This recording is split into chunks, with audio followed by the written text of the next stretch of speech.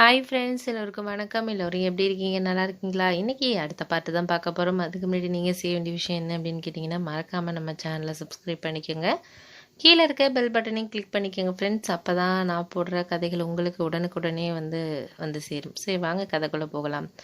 நான் அதுக்கப்புறம் அந்த வேலை கிடைச்ச இடத்துக்கு போனேன். எனக்கு அந்த கம்பெனிலேருந்து நல்ல ஒரு நிலமையில் வந்து இருப்பேன் அப்படிங்கிறது ஒரு மனசுக்கு தோணுச்சு. அதுக்கப்புறம் அங்கேயே அந்த கம்பெனிக்கு பக்கத்துலேயே ஒரு 10 நிமிஷம் போகக்கூடிய தொலைவில் வந்து ஒரு வீடு பார்த்துருந்தேன். யாருன்னா அந்த ஒருத்தர் தெரிஞ்சவர் மூலியமாகவே அந்த வீடு பார்த்து கொடுத்தாரு எனக்கு. ரொம்ப வசதிகள் இல்லாட்டாலும் நான் ஒரு ஆள் தங்கக்கூடிய அளவுக்கு ஒரு நல்ல ஒரு வசதியான வீடு அப்படின்னு தான் சொல்லணும். நல்லா இருந்துச்சு.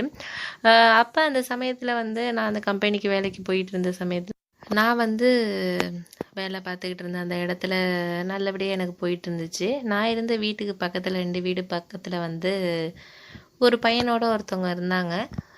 அவங்க என்னோட ஒரு வயது வந்து மூத்தவங்க தான் எனக்கு தெரிஞ்சிச்சு. நான் ஒரு நாள் வந்து வேலைக்கு போகிறப்ப அவங்களும் வந்து வேலைக்கு நிற்பாங்க. அப்போ வந்து பேசுகிறதுக்கு பழக்கமானோம். அன்றைக்கி தான் முதல் நாள் நாங்கள் சந்தித்த முதல் நாள்.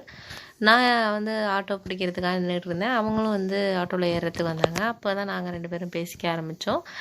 எங்கே இருக்கீங்க என்ன அப்படின்னு கேட்டு ஒரு பேச ஆரம்பித்தது. அப்படியே வந்து அந்த நட்பு வந்து நாளுக்கு நாள் வந்து அதிகமானுச்சு.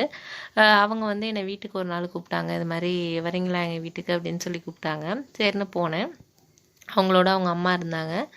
ஒரு பையன் குழந்த இருந்துச்சு. அதுக்கப்புறம் அவங்க ஹஸ்பண்ட் வந்து வெளியூரில் வந்து வேலை பார்த்துக்கிட்டு இருக்காரு. நான் இங்கே வேலை பார்க்குறதுனால மாற்றாமல் இங்கே இருக்கிறோம் அப்படின்னு சொல்லி சொன்னாங்க. சரின்னு சொல்லிகிட்டே என்னை அழைச்சிட்டு போனதுக்கப்புறம் அவங்க அம்மாலாம் வந்து நல்லா பேசினாங்க. என்கிட்ட வந்து நல்லா ஒரு சந்தோஷமாக பேசினாங்க. எந்த ஊருப்பா என்னெல்லாம் கேட்டப்போ, அப்படியா நான் பிறந்தது வந்து அந்த ஊர் பக்கம்தான்ப்பா அப்படி இப்படின்னு சொல்லி ரொம்ப சொந்தமாக ஒரு நல்லா பேசினாங்க. எனக்கு ரொம்ப சந்தோஷமாக இருந்துச்சு. பரவாயில்ல, ஏதோ தெரிஞ்சவங்க பக்கத்தில் இருக்கிற மாதிரி. அப்போ தான் அவங்க சொன்னாங்க, எந்த உதவினாலும் எங்கள் வீட்டில் வந்து நீங்கள் கேளுங்க, சாப்பாடெல்லாம் வந்து பிரச்சனை இல்லை, நீங்கள் வந்து எங்கள் வீட்டில் கூட வந்து நைட்லாம் வந்து சாப்பிட்டு போகலாம் அப்படிங்கிற மாதிரி. அந்தளவுக்கு நல்லா ஃப்ரெண்ட் ஆகிட்டோம். சிலப்போ வந்து நானும் ஆட்டோவுக்கு காசு கொடுப்பேன் அவங்களுக்கு. அவங்களும் சில சமயத்தில் எனக்கு ஆட்டோவுக்கு காசு கொடுப்பாங்க. ஏன்னா என் கம்பெனியை தாண்டி தான் அவங்க வந்து அவங்க வேலை பார்க்குற இடத்துக்கு போகிற மாதிரி இருந்துச்சு. அதனால சிலப்போ அவங்க காசு கொடுக்குறேன் அப்படின்ட்டுருவாங்க. அப்படி ஒரு நட்பான நேரத்தில் அவங்க குழந்தைக்கு பிறந்தநாள் அப்படின்னு சொல்லிட்டு என்னை வந்து இன்வைட் பண்ணியிருந்தாங்க. கண்டிப்பாக நீங்கள் வரணுன்னு. எனக்கு வந்து அன்றைக்கி வந்து ஆஃபீஸில் ரொம்ப ஒரு முக்கியமான ஒரு வேலை இருந்ததுனால அன்றைக்கி நைட் ரொம்ப லேட்டாக தான் வந்தேன். 9 மணிக்கு மேலே தான் வந்தேன். எனக்கு வந்து அந்த பர்த்டேங்கிற விஷயத்தையே நான் மறந்துட்டேன். இருந்தாலும் எனக்கு அந்த வீட்டுக்கு வர்றப்போ தான் வந்து எல்லோரும் அந்த ஃபங்க்ஷன்லேருந்து போகிறாங்க. எனக்கு அப்போ தான் எனக்கு ஞாபகமே வந்துச்சு. ஐயோ, நம்மளை வந்து பர்த்டேக்கு இன்வைட் பண்ணியிருந்தாங்களே, நம்ம என்னடா அது அப்படிங்கிற மாதிரி எனக்கு அப்போ தான் ஞாபகம் வந்துச்சு. ஐயோ, நம்மளை என்ன நினச்சிக்குவாங்கன்னு எனக்கு வந்து மனசே ரொம்ப ஒரு மாதிரி கஷ்டமாக வந்துச்சு. என்னடா அப்படிங்கிற மாதிரி ரொம்ப ஃபீல் பண்ணேன். ஐயோ, நம்மளை வந்து இவ்வளோ நாள் வந்து அவங்க நம்மளுக்கு எவ்வளோ ஹெல்ப் பண்ணியிருக்காங்க, ஒரு குழந்தை பர்த்டேக்கு இன்வைட் பண்ணதே நீ மறந்துட்டியே அப்படின்னு நினச்சிட்டு எனக்கே வந்து ஒரு மாதிரி என்ன நினச்சி எனக்கே கொஞ்சம் கோவமாக வந்துச்சு சில சமயத்தில். அது மாதிரி தான் எனக்கு இருந்துச்சு. அதுக்கப்புறம் நான் ஒரு வீட்டுக்கு போயிட்டு நான் படுத்துட்டேன். படுத்து ஒரு 10 நிமிஷத்துலேயே வந்து கதவு தட்டுற மாதிரி இருந்துச்சு யாரோ. அப்போ வந்து எனக்கு சாப்பாடு, கேக்கு எல்லாம் எடுத்துகிட்டு வந்திருந்தாங்க. எனக்கு ரொம்ப ஒரு மாதிரி என்னடாங்கிற மாதிரி இருந்துச்சு. ஏன் வரல, ஏதாச்சும் ப்ராப்ளமாக உடம்புட முடியல அப்படின்னு கேட்டாங்க. நீங்கள் என்னை தப்பாக நினச்சிக்காதீங்கங்க, ஒன்றும் பிரச்சனை இல்லை. எனக்கு ஆஃபீஸில் ரொம்ப ஒரு இம்பார்ட்டண்டான வேலை இருந்துச்சு. அதனால தான் வந்து என்னால் வர முடியல. நீங்கள் வந்து தவறாக நினச்சிக்காதீங்க.